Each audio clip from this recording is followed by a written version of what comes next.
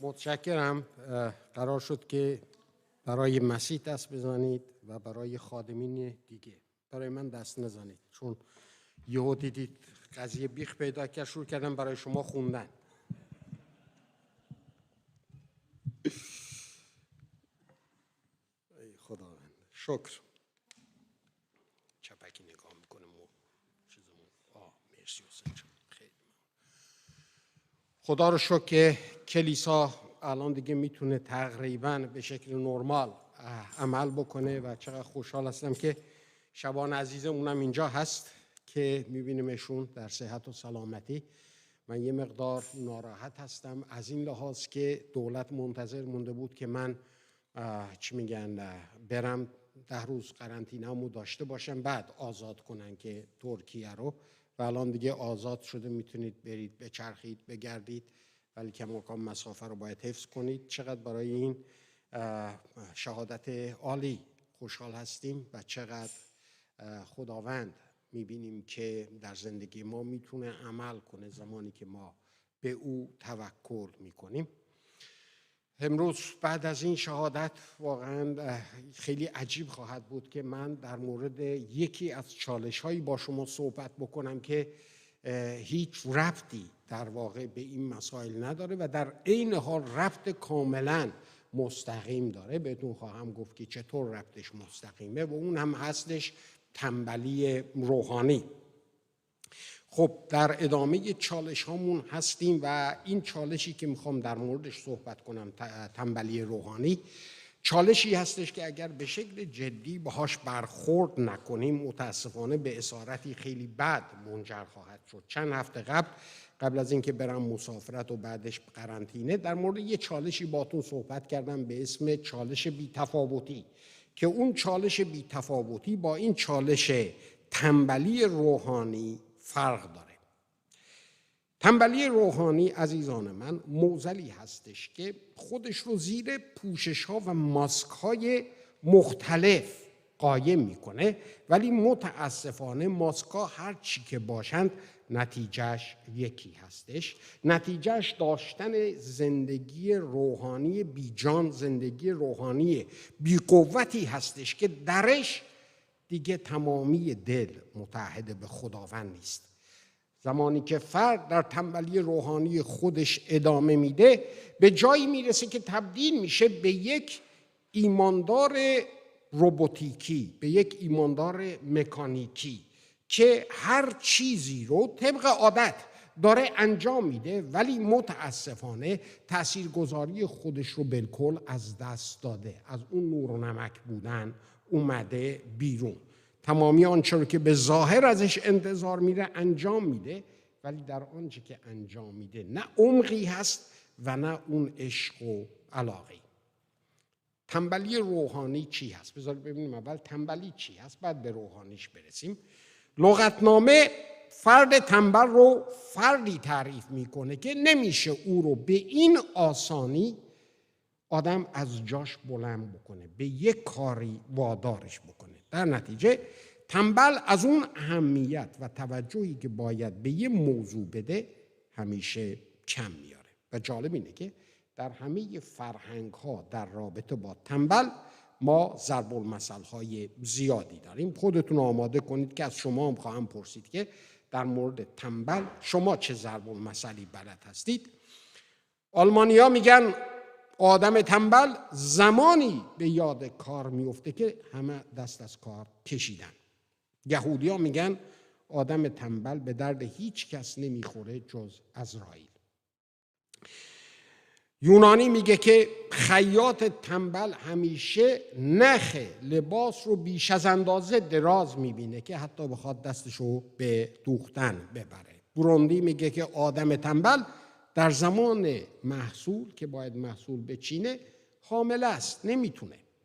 نروژی میگه که آدم تنبل همیشه کار رو به فردا میندازه. فنلاندی میگه آدم تنبل فقط زمانی عرق میکنه که داره غذا میخوره. وقت کار کردن همش شکایت از این میکنه که آقا چقدر هوا سرده. یهودی میگه بهانه‌های تنبل هیچ وقت تموم نمیشه و دانمارکی هم میگه که آدم تنبل و تخت خواب گرم و نرم رو نمیشه از هم دیگه جدا کرد. ولی فکر میکنم که ضرب المثل های ما با مزه تر از همه اینها هستش.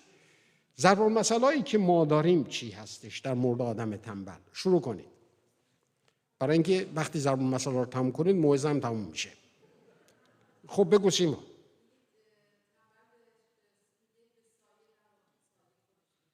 به تنبل گفتم بیا تو سایه، گفت ول کن بابا سایه خودش میاد، چه کاریه؟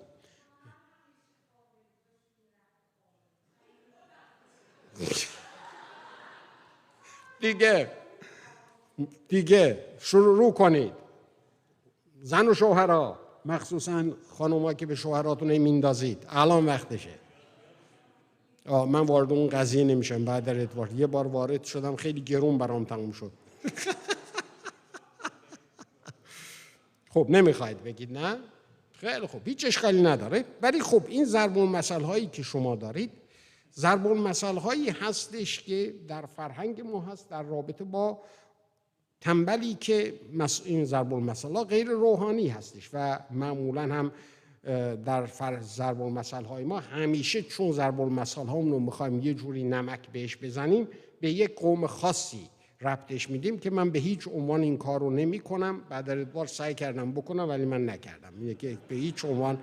ولی امثال سلیمان در این زمینه خیلی چیزای جالبی داره. من فقط به 3 تاش اشاره میکنم که اتفاقا هر 3 تا در فصل 16 هستش.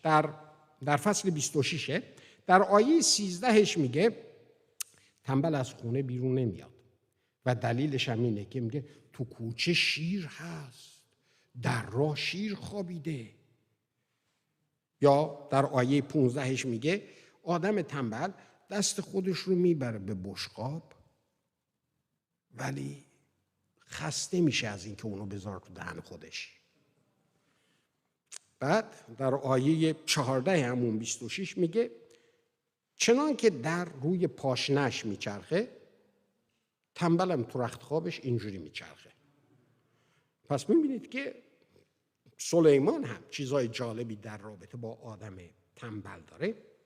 ولی تنبلی روحانی چی هستش؟ تنبلی روحانی با پوشش‌های مختلف به سراغ ما میاد و ما متاسفانه به خاطر این پوشش‌هایی که داره اون رو نمیتونیم تشخیص بدیم. بذارید بهتون بگم که با چه پوششی معمولاً سراغ من میاد که یکی از اونها هفته گذشته زمانی که در قرنطینه بودم اتفاق افتاد. زمانی که اونطور که باید تو به شکل عمیق به آنچه که خدا از تو میخواد توجه نشون نمیدی. تو هتل نشسته بودم شب گذشتهش، کلی با یه خواهری صحبت کرده بودم، مشورت خواسته بود و شب جلوتر از اونش هم همینطور در حین روز زنگ زد به من. نه با من مشغول کار بودم، قطع کردم، دوباره زنگ زد قطع کردم، دوباره زنگ زد قطع کردم، فلان. میتونستم بردارم. وقتی که الان نگاه میکنم به دلم میگم من که صحبت کردم ول کن. دوباره از همون حرفا قراره بشنوم، ولی از همون حرفا قرار نبود بشنوم. متاسفانه پدرش در ایران از کرونا از دست داده بود، در کرونا، و تنها فردی بود پدرش که تنهایی او رو پر میکرد و در اون لحظه احتیاج داشت که من تلفن رو بردارم و به حرفاش گوش بدم، او گریه کنه و من براش دعا کنم، تسلی بدم، و من ور نداشتم. این یعنی تنبلی روحانی. برای فردی مثل من در یک چنین پوششی میتونه خودش نشون بده، با اینکه بارها و بارها مبارزه کردم با این. همیشه این آیه رو به خودم گفتم که نه هر که مرا خداوند گوید وارد ملکوت خدا میشود. دائم به خودم یادآوری کردم، ولی باز هم میبینم که در یک چنین مقطعی میتونه یقه ما رو بگیره. در زمانی که حوصله نداریم، در زمانی که با خودمون درگیریم، در زمانی که میگیم ولش کن بابا، اون موقع برای افرادی که در خدمت هستن، برای من اغلب از این طرف میاد، ولی برای شماها میتونه از طریقهای دیگه با پوشش‌های دیگه به سراغ شما بیاد، ولی مهم نیست پوشش‌هاش چی هستش، ولی همیشه نتایج تنبلی روحانی یکیه. اولین نتیجهش اینه که فردی که به تنبلی روحانی گرفتار هستش علاقه‌ای به پرستش نداره. پرستش دیگه او رو به هیجان نمیاره. وقتی که برای پرستش میریم یا نمیریم، یا وقتی برای پرستش هستیم داریم زور میزنیم، برای اینکه در پرستش تمام فکر ما من و احساسات من هستش. من بارها و بارها شده که وقتی که افراد میان بیرون و دارن صحبت میکنن، آقا پرستش چطور؟ امروز چنگی به دل نزن، زیاد به هیجان نمیدم، و من میشینم با تعجب نگاه میکنم و میبینم که اینا چقدر در پرستش، اینها از پرستش تعریف غلطی دارند. عزیزان، پرستش عمل نیستش که، پرستش عکس العمله. عکس العمل در مقابل چی؟ در مقابل پیامی که خدا قبل از اینکه به پرستش بیاییم برای ما آشکار کرده. بنابراین وقتی که با هم اینجا جمع میشیم و میخوایم بپرستیم، در واقع داریم عکس العمل نشون میدیم در رابطه با آن چیزی که خدا برای ما آشکار کرده. این غلط هستش که من بیام به پرستش و انتظار داشته باشم که هوان، دانیال، پگاه و بقیه این عزیزان، حسین که میخوام پرستش رو رهبری کنن، اینها از خداوند به من یه پیامی بدن که من در مقابل اون پیام عکس العمل نشون بدم. این غلطه. ما میایم به کلیسا پیام داشته، یه چیزی از خدا گرفته و با هم جمع شدیم که مطابق آن چیزی که خدا به ما آشکار کرده واکنش نشون بدیم در حضور خدا. بنابراین اگر ما در تنبلی روحانی گرفتار نیستیم، میدونیم که هدف از پرستش اوست، مخاطب ما اوست، و تنها چیزی که میتونیم از خودمون بپرسیم اینه که امروز چطور میتونم با احترامی که شایسته خداست او رو پرستش کنم. امروز پرستش کردیم. چجوری پرستش کردیم؟ هیچکی نمیتونه رو بگه جز خود شما. آیا در پرستش که اینجا ایستاده بودید واقعا مطابق آنچه که خدا برای شما پیام داده بود واکنش نشون دادید؟ یا اینکه اینجا اومده بودید که پرستش ها در اینجا، سرود ها، پیام ها یک کاری برای شما انجام بده؟ اگر دومی هستش، در تنبلی روحانی گرفتار هستید، برای اینکه پرستش بر بنیاد چیزهای دیگه استوار هستش. ببینید کرونا یه جوری ما رو تنبل کرده. امروز بعد در ادوارد هم گفتن که بیایید الان خوشحالیم دیگه، دست بردارید از اون زوم، از این حرفا. یه جوری همه ما طبیعیه تنبل شدیم از با هم اومدن. ولی در نظر داشته باشید که خداوند همیشه تأکیدش روی جمع مؤمنین. شما برای خدا خیلی مهم هستید فردن، ولی وقتی که صحبت جمع میشه خداوند جمع رو بر فرد ترجیح میده. در عهد عتیق هم همینطور بود. در عهد عتیق قوم دعوت میشدن که بیان به حضور خدا برای پرستش، ولی خیلی جالب بود که اونا باید با قربانی میومدن. قربانی همیشه یه چیزی رو از آدم میطلبه و برای همین هم هستش که وقتی که در مفهوم کلیسا ما با هم جمع میشیم، با قربانی های پرستش، با قربانی هایی که از ما یه چیزی طلب میکنه با هم جمع میشیم و اراده خدا این هستش که به این شکل با هم جمع بشیم. اگر من پر از روح خدا نیستم و میام در کلیسا در کنار یه فرد دیگه قرار میگیرم، این باعث نمیشه که من پر از روح خدا بشم. اراده خدا اینه که اونهایی که در کلیسا هستند پر از روح خدا با هم جمع بشن، که وقتی که اینجوری با هم جمع میشن قوت خدا سرازیر بشه. اراده خدا به این شکله. و الا همه ما بدون روح خدا بیایم کنار هم دیگه وایستیم سرود بخونیم، ما در واقع یغناق کردیم به قول ترکا. یه جای جمع شدیم، ولی اون جمعی نیستش که اکلشیاس کلیساست. این اون جمعی نیستش که خدا میخواد از طریق این کلیسا قوات، آیات و معجزات جاری بکنه. بنابراین نگاه بکنیم، داریم میایم کلیسا، حالش داریم بریم کلیسا، اگر نداریم تنبلی روحانی داریم. حالا که من در میرم به کلیسا، آیا من از خداوند پیامی دارم که دارم میرم به کلیسا که موافق این پیام همراه با خواهران و برادران خودم در حضور خدا به شکلی محترمانه او رو پرستش کنم آنچه رو که شایستشه؟ اگر نمی کنیم در تنبلی روحانی گرفتار هستیم.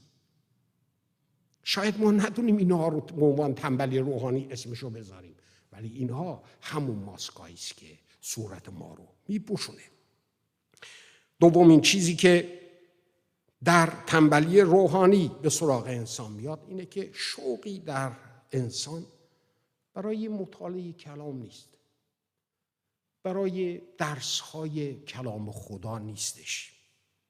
ما کارهایی رو که هر روزه انجام میدیم یادمون هست، ولی عجیب اینه که خوندن کلام درش نیستش. ببینید الان خدمت شما گفتم که پرستش واکنش در رابطه با آن پیامی است که خدا به ما گفته. خب خدا چجوری با ما صحبت میکنه؟ خدا از طریق کلامش با ما صحبت میکنه. خدا خارج از کلام خودش با ما صحبت نمیکنه. و جالبه که به یکی از چالش‌هایی که قبلا هم قرار بود که بعداً صحبت کنم، حالا امروز یه اشاره‌ای میکنم.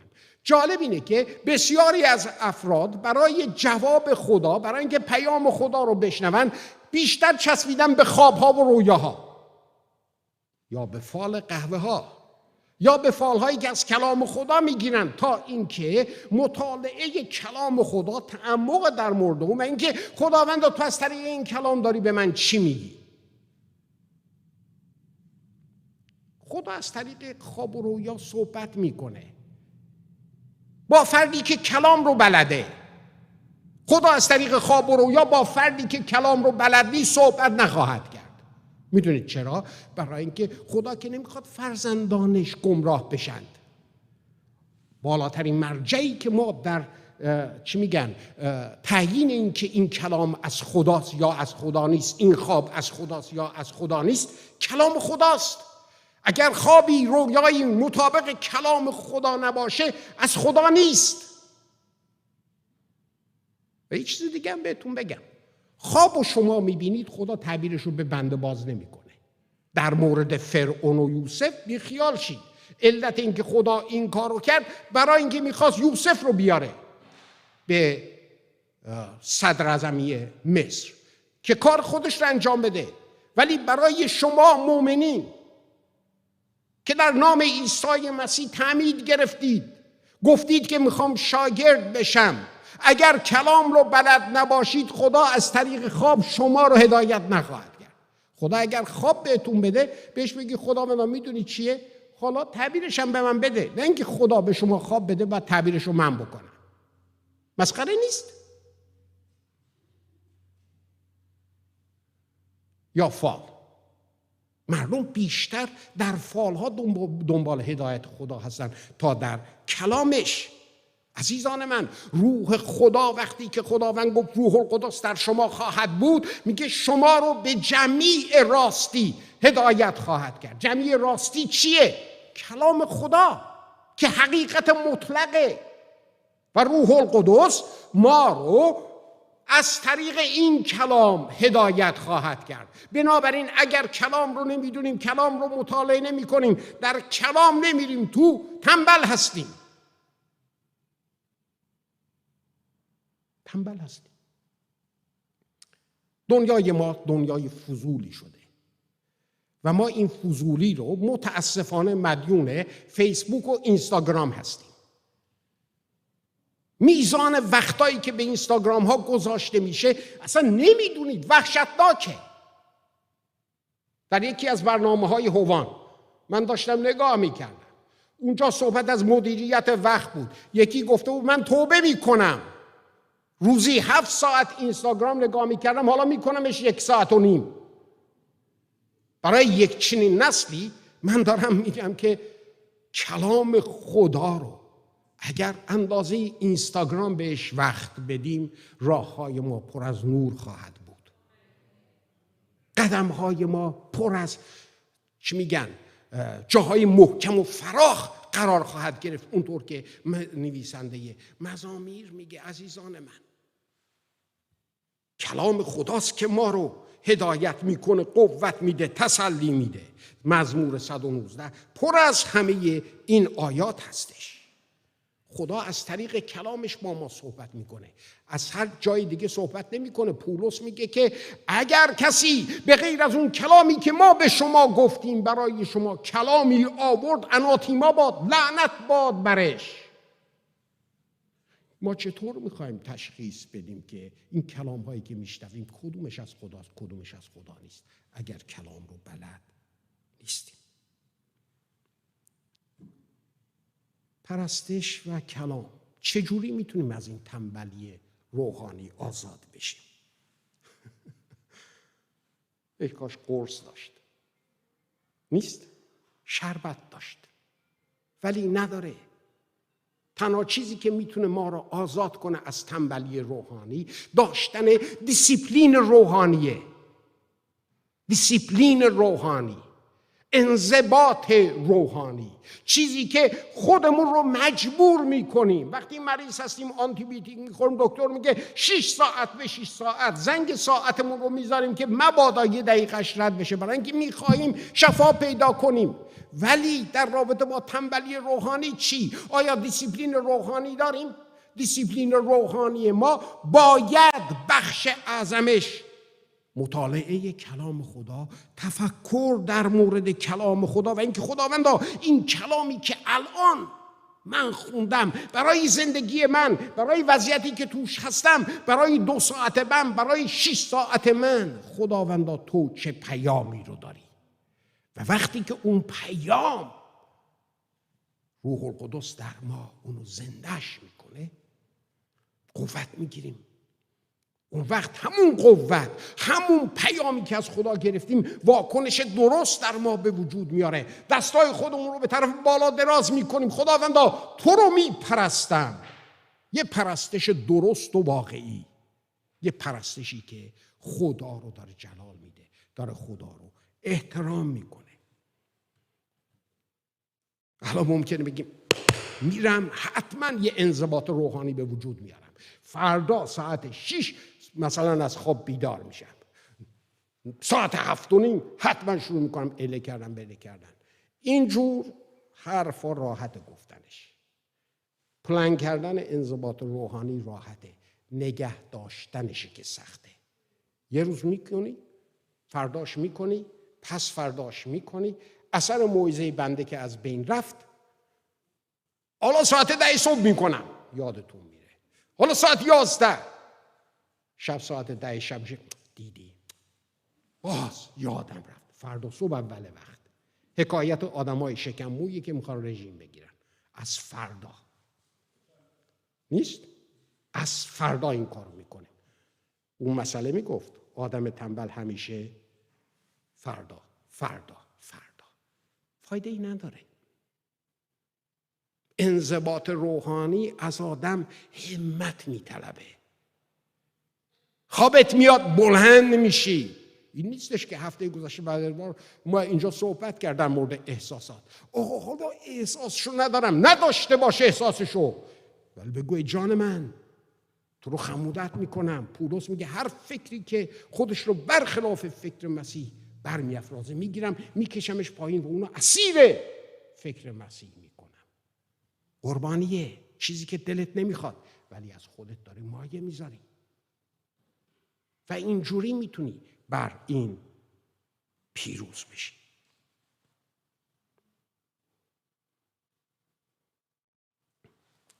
سومین چیزی که تنبلی روحانی ما رو بهش میندازه خیلی جالبه. میدونید چیه؟ در دعا نمیدونیم چی بگیم. جلسات دعا بودید حتما، نیست؟ ما همیشه تو ایران جلسات دعای ما 2 ساعت بود. 2 ساعت. ولی همیشه تعداد افراد کم بود. و افرادم که برای اون جلسه دعا می اومدند، اون موقع آیپد نبود. کتاب داشتیم، کتاب مقدس. باز میکردند، میبستند دعا کنیم. خداوندا تو را شکر میکنم برای این اون ایران فلان بهمان اله بله احتیاجات فلان بهمان اله. شد 5 دقیقه.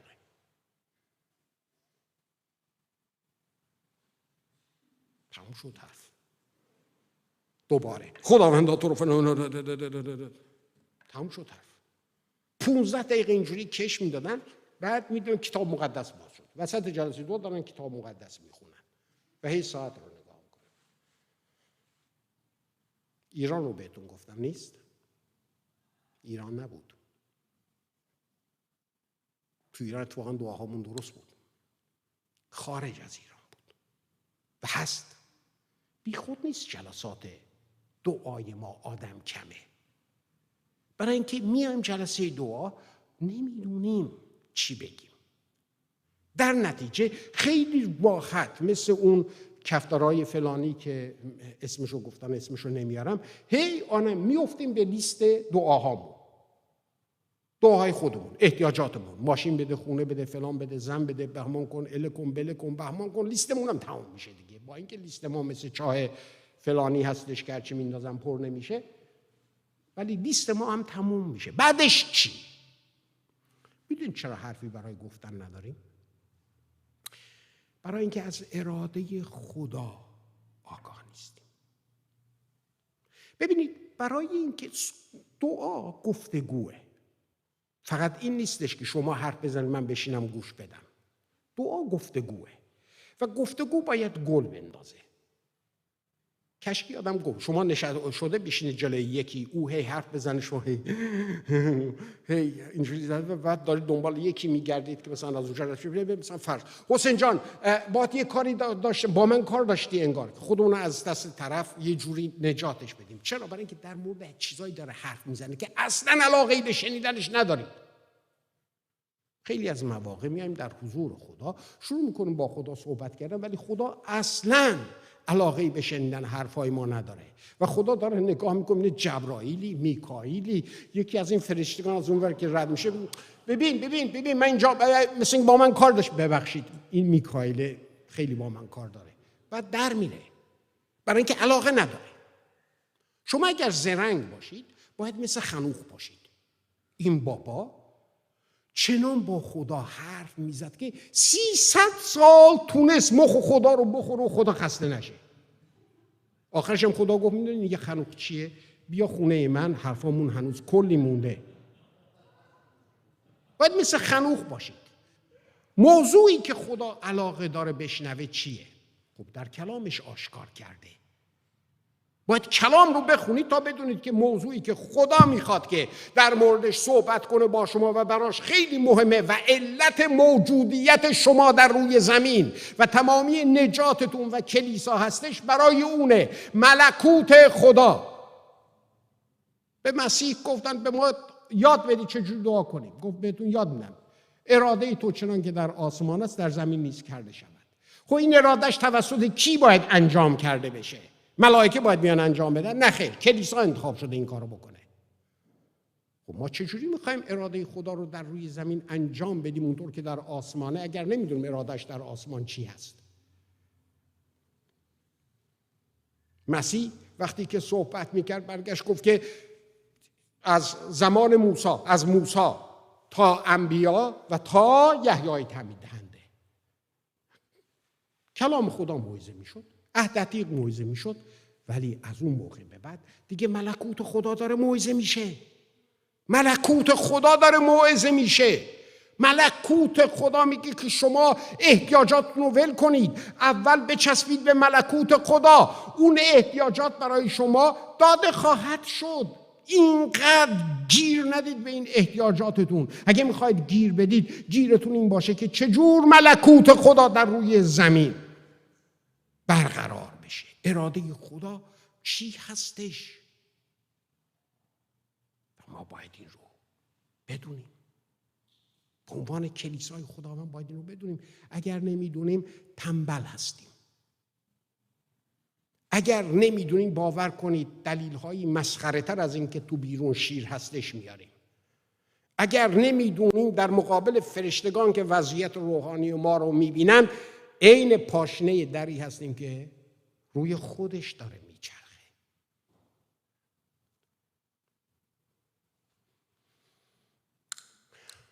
بقیه نشانهاش بمونه برای بعد. میخوایم چیکار کنیم؟ فقط یک نسخه وجود داره برای آزاد شدن از تنبلی روحانی و اونم دیسیپلین روحانی. در این زمینه یک کتاب کلاسیک خوب ترجمه شده، نویسندش ریچارد فاستره که حتی دانشکده الهیات ایلام هم داره اونو درس میده، اون کتاب رو درس میده. شما رو کمک خواهد کرد که یک دیسیپلین روحانی، انضباط روحانی برای خودتون به وجود بیارید و دست بردارید از این بهانه‌های الکی. اگر میخواهید خدا در زندگیتون قویاً حضور داشته باشه، اگر میخواهید خدا از شما برای انجام مقاصد خودش استفاده کنه، وگرنه مسیحیان روبوتیک هستید و تاثیرگذاریتون رو از دست دادید، به درد هیچی نمیخورید. متاسفم و این خطرناکه، برای اینکه اگه به درد خدا نخورید، خدا دلیلی برای موجودیت شما در اینجا نداره. برای اینکه نجاتمون عزیزان مگه به فیض نیست؟ ما به فیض نجات پیدا کردیم. علت این که در روی زمین هستیم برای هدفیه، برقراری ملکوت او، اراده او چنان که در آسمان. اگه این کار انجام نمیدیم، خدا بهم میگه فریدون بیا بالا، برای اینکه بی خود داری اکسیژن مصرف میکنی، بیا بالا. خطرناکه در تنبلی روحانی باقی موندن و بعدیش اینه که اسیر هم میکنه، اسیر میکنه. دیسیپلین روحانی برای خودتون به وجود بیارید. من نمیتونم برای شما دعا کنم که شما دیسیپلین روحانی داشته باشید. کمربندها رو سفت کنید، دیسیپلین روحانی به وجود بیارید. هر زمانی که هستش که بهترین زمانه برای اینکه بتونید در کلام و در درک کلام خدا و در واکنش و پیام در مقابل آنچه که خدا به شما آشکار میکنه به شکل سیستماتیک، همونطور که هر روز دارید غذا میخورید، به غیر از این راه دیگه وجود نداره. نکنید، چنان که در پا روی پاشنه خودش میچرخه، همچنان است آدم تنبل. سرپا بایستید.